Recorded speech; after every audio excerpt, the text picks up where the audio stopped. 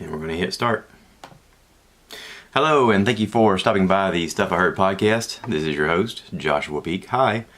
My voice is all raspy. I got a little bit of a sinus infection. I've been working out of town the last few days.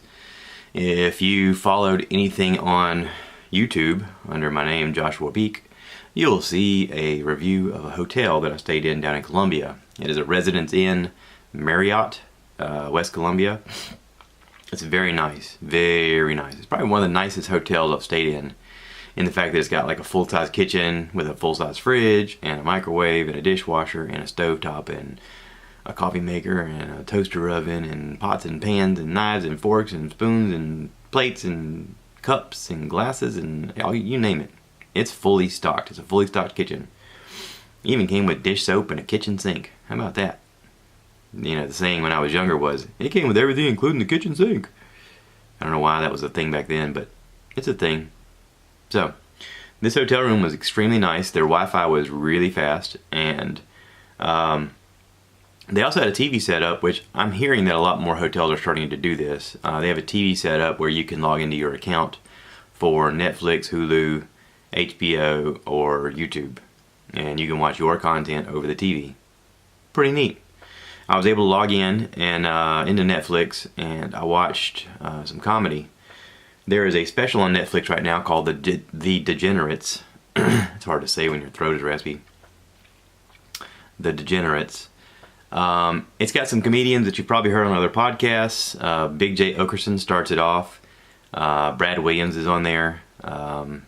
There's some ladies that I haven't heard of before.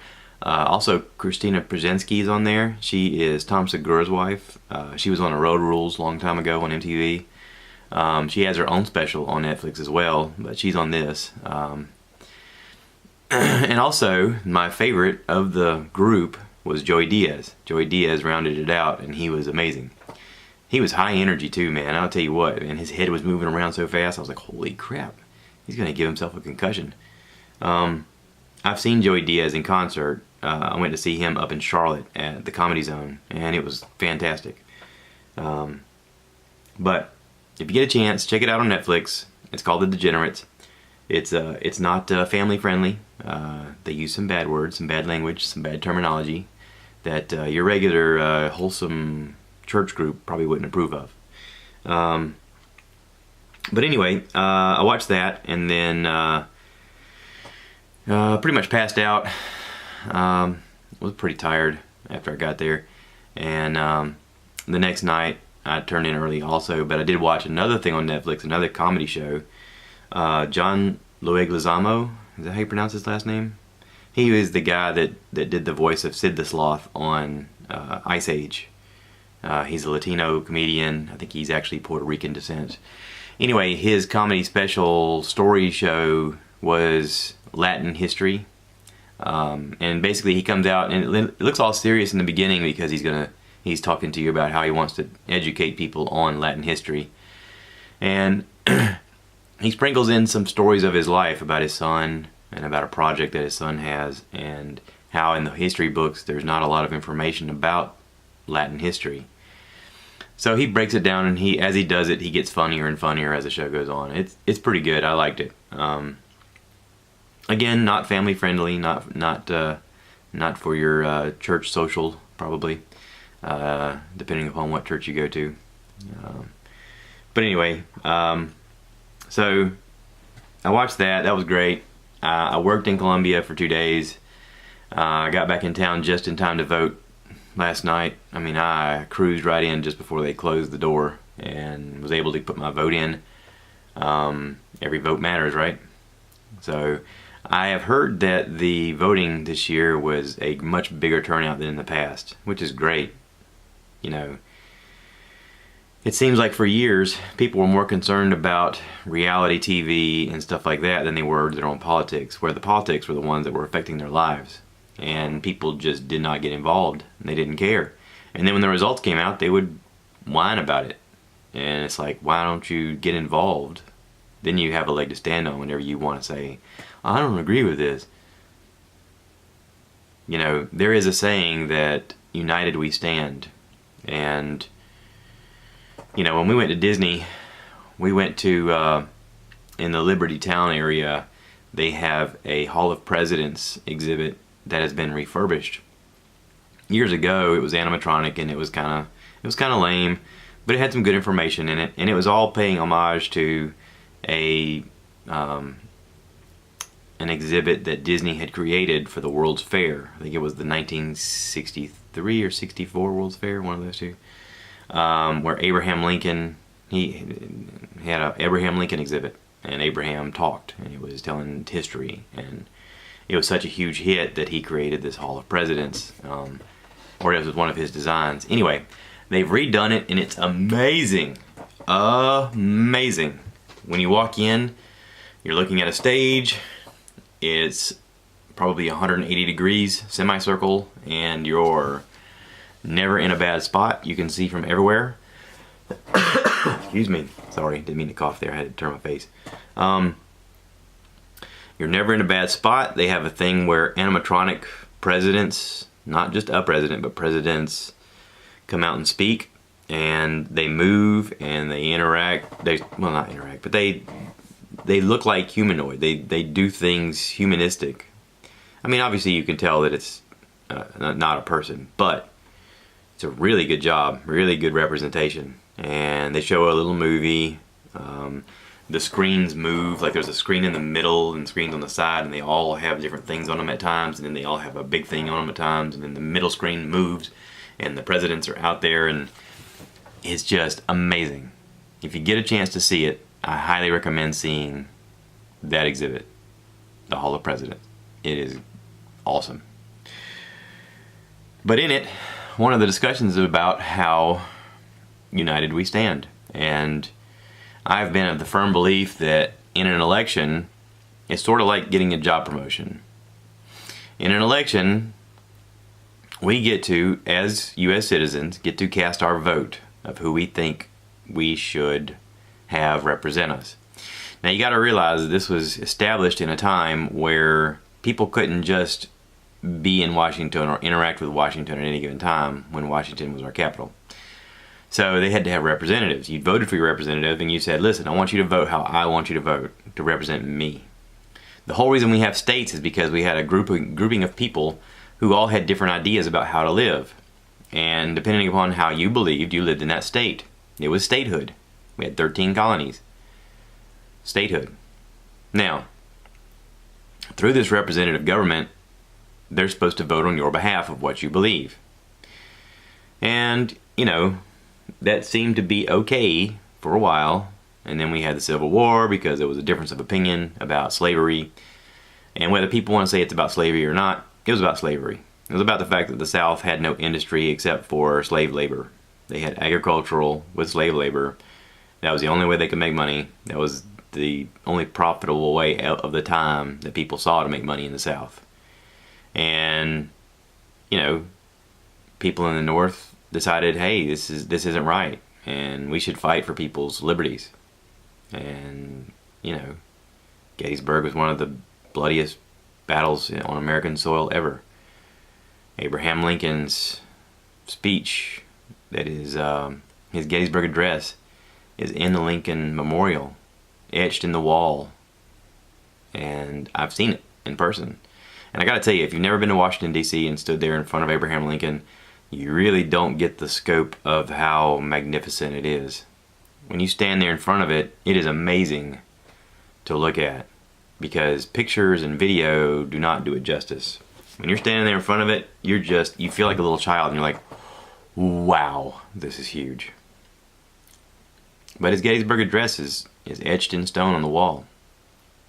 And when you read it, you realize that this man was in power at a very pivotal point in America, a very pivotal point of change. And many of our presidents have been. You know, this vote was not for the president. This vote was for governors and representatives and stuff like that. But it was for a chance to change power or to influence power, whether it's with the Senate or with the House. You know, to me, one of the best things about our government is our representative government that has checks and balances with each other. so that they have to agree to a certain point in order to make things happen. In a lot of ways, the president is really just a figurehead that gets blamed for everything. It's the Senate and the House that really affect change. And I feel guilty as a voter and as a U.S. citizen that I have not gotten in touch with my representatives more often. But that is something I'm going to change. I have noticed that Facebook now has a thing where you can click on and find your representatives in your area. And you can follow them and you can interact with them. You can send them messages. So if you're, more apt to write your representative a message than call them, you can just click on that link and click on their button of, message, and you can send them some information. Everybody seems real eager to post memes belittling the other party, whether you're Green Party, Blue Party, Red Party, whatever. And yet they don't really affect any change other than piss off each other. So here's a challenge. Here's an idea. Why don't we do something different? Why don't we change direction? Why don't we, as a people, decide that our government should be by the people, of the people, for the people, and we get involved, and we start talking about change, and we start affecting change. Not just bitching and moaning about it on Facebook, but actually getting involved, putting our meat on the line, our skin on the line, our determination, our name. I heard Whitney Cummings say one time that the job of being a stand-up comedian is absurd in a lot of ways because you're going to stand in front of a crowd of people, and in the process you're supposed to make them laugh. And yet the number one fear that people have is speaking in front of other people. Public speaking. Now, she says the reason for that is, which I agree, is that, when we lived as people of tribes, whenever someone did a bad thing, that person was held accountable by the tribe, and that person had to state their case before they were punished. So it is natural to look at a group of people when you're standing in front to talk and think, I'm so nervous. And yet that's what we ask our comedians to do. That's what we ask our actors to do. Actors sort of get a pass if they're on television or movies because there's just a camera. Actors on stage kind of have it live, so there's a little more stress. But as my son described to me, you do have the lights, which makes you not even be able to see the people in the crowd. So you can just do your thing. But being a politician, a lot of times, especially today, you have a camera on you all the time where people ask you the most absurd questions and you come out with an answer. And it could be the answer they want, or it could be something that they don't want, but they're going to react. These people, for whatever reason, have decided they wanted to be that person, to take that chance, to take that risk, to be that representative of you. So in order to do that, they have to be able to listen. Now, I know right now there are people that did not vote for Trump and they feel that he does not listen. And maybe you're right. Maybe he doesn't. But, there's always a but. But what if he did? What if it were you? What if you could take the opportunity to represent your people? And I want to go back to the idea of an election is like getting a promotion. When we elect a person, like we're voting and we're like, this is my person. I'm going to vote for this person. If your person wins or doesn't win, then just like a promotion, when several people go up for the job, once the decision is made, that's it. I'll give you an example, okay? I was up for promotion, and in the interview, my boss asked me, he said, what makes you the right person for this job and not this other person? And of course I had to come up with an answer because that's what you're supposed to do. But honestly, in my mind, I was thinking, you're right.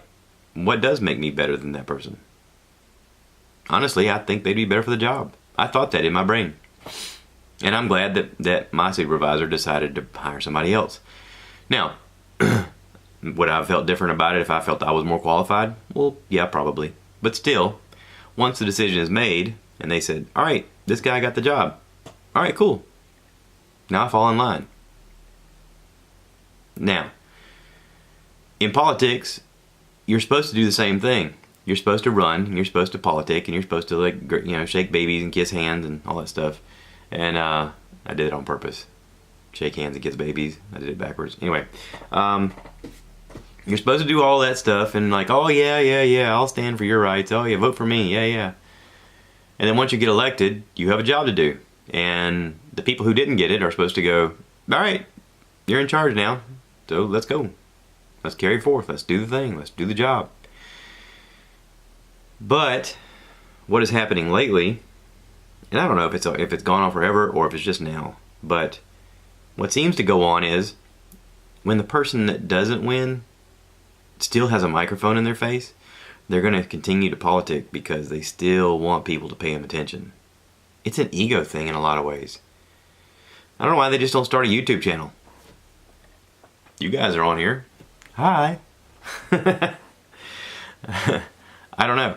Is it the constant thing of people asking their opinion that makes them feel better? Is it their constant, what do you think about this? What do you think about that? What do you think about this? Does that make them feel important? Does that give them self-worth? What is it?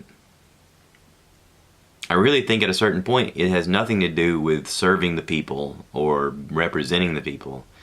I think it has more to do with pumping up your own chest and saying, well, look at me, aren't I important?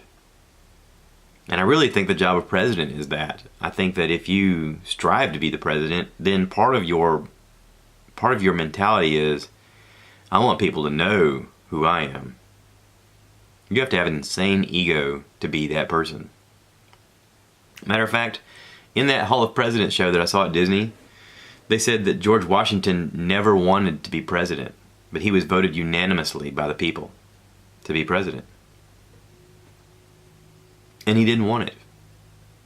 He was afraid that the position was going to become more like a kingship, more like a tyranny. And that's just what they fought to get away from in England. And with no term limit set in place, after 2 terms, he stepped down. He said, I'm done. This job was never meant for one person. And he's right. We should have term limits for all positions. There is a time when you're effective and a time when you're just taking a dollar.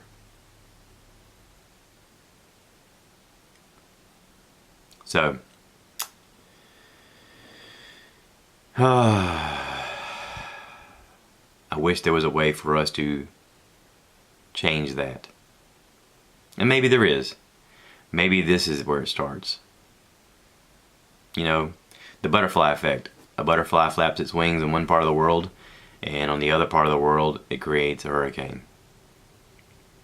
Or, what's the old saying? The pebble. You drop a pebble in the ocean or in the pond, and on the other side is a tsunami because of the constant gradual waves that increase. Everything starts somewhere. Even this podcast. This podcast started out of nothing. This podcast started out of an idea, an urge that I had just to get some crap in my head out of me and out to you. And for whatever reason, you guys are listening, and I totally appreciate it. But what is my goal? What is your goal? Do you want to have a part in this? Do you want to have a part in change? Do you want to be influential to the people around you? Do you want to have an effect on the world as you know it from now on? And it only happens if you get involved. So I feel a lot of responsibility to learn as much as I can, as often as I can, and to get involved.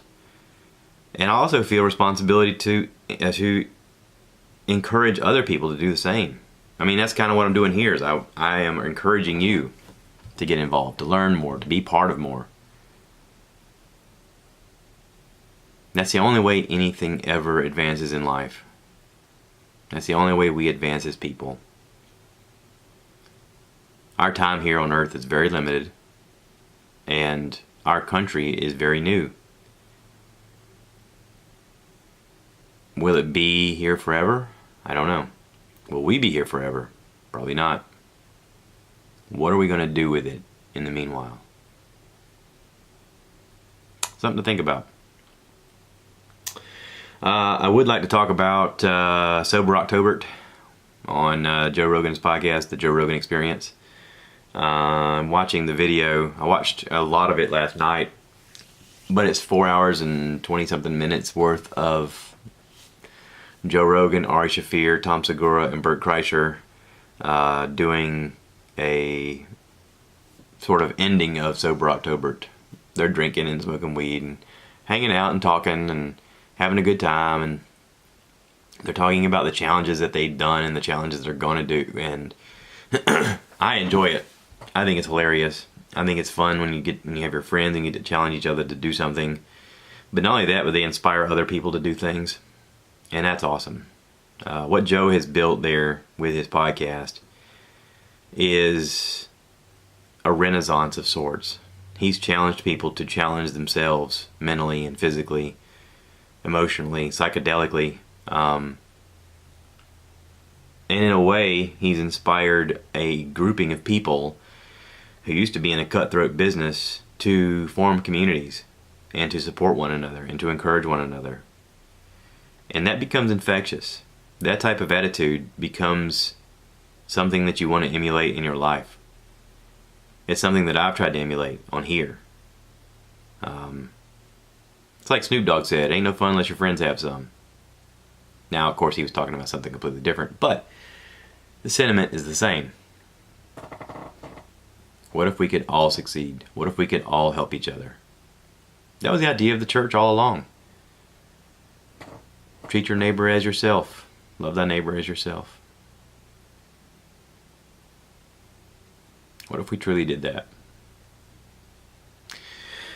I'm going to cut this short. My throat's killing me. But I appreciate every one of you. I can't thank you enough for listening. I encourage you to, if you're listening on some type of medium, click the like button, click the subscribe button, tell your friends. Maybe they'll like it. Maybe they'll get inspired. Maybe they'll be like, hey, he's right. Let's do something. Let's take charge. Let's change our lives. Let's be better people. Let's help out our neighbor. So, y'all take care, and we'll talk to you later. Bye now.